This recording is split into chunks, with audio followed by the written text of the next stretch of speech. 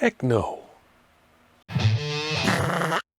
Did you know AVID started out by this guy named Bill in 1987?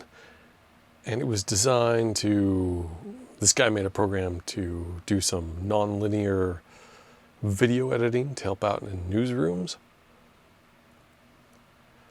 Well, DigiDesign is a company that came around in the early 80s by a couple college guys who started some drum editing, drum creation software.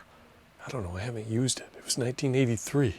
I was a little kid. I was very little. I don't know if I could have walked yet. Probably. I don't know. Okay. How old are you? Well, you're watching this video. Never mind. Pro Tools came about, version 1.0 came about in 1995. Version 1.0. That was when AVID and DigiDesign merged together. Well, they were the pioneers in this field of digital audio workstations, DAWs. And because of that, there's also Cubase, which came around pretty early. So many studios adopted AVID Pro Tools, which is why a lot of them kind of stick with Pro Tools, even though, in my opinion, and in a lot of other people's opinions, it is not the best product for the job. It's that a lot of people have invested a lot of hardware and money and just overall resources, and they have a lot of knowledge around AVID's systems, whether you're using Pro Tools or whether you're in a newsroom, broadcast type environment using something like Media Composer, that it's hard for a lot of studios to change. It's hard for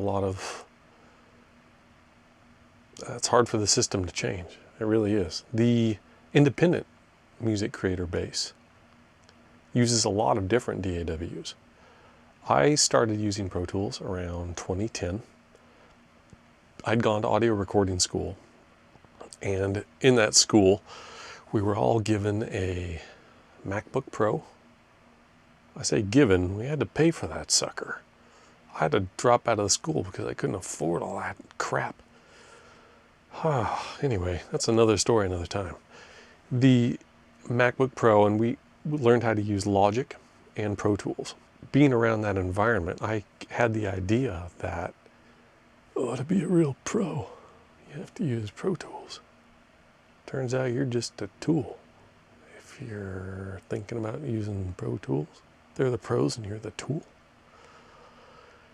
I now use PreSonus Studio One. After using AVID since Pro Tools since 2010, Studio One is just a better program all the way around. And I don't have to worry about dealing with some big studio. I can record everything I want. I can mix everything I want right here in my own home studio. I don't need a stinking $1 million SSL console to do this stuff. It's a great time to be an indie musician. I didn't say you're going to make a lot of money or any money at it, but you can still make no money in your bedroom rather than making no money in a big studio. Unless you have a real specific need to use Pro Tools, no, don't bother. Stay away with it. Stay away from it. AVID irritated a lot of people when, between versions 10 and 11 of Pro Tools, AVID decided to start going with the subscription software idea. In other words, you're renting the software, you never really own it. Now, they eventually had to kind of step back from that because they got so much backlash. I was part of that backlash. I participated in lashing their backs. They also went with their new plugin format, AAX, which stands for AVID Audio Exchange. That's a plugin format designed by AVID, so between AVID's different products, they can easily move that file format around. You know what everyone else uses? The plugin format .au, if you're on a Mac, or VST? Okay, so AVID has this history of irritating, not listening to their user base, of going into the subscription file format, and then later going, stepping back and saying, oh, okay, we'll give you a perpetual license now. We're really sorry. They made me so mad. The only reason to use Pro Tools would be if you're working with a studio that uses Pro Tools and you want to transfer files back and forth, or a group of people maybe that aren't in the same geographical area, and you want to send your files back and forth to collaborate.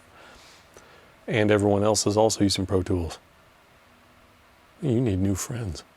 Maybe you want to learn it so you can get a job working for whatever big studio that is still heavily invested in Pro Tools because they're heavily invested in Pro Tools. There are plenty of options out there for DAWs. And if you're just recording music, you're recording instruments, or you're doing software-based instruments, I don't know of a DAW that can't handle that stuff.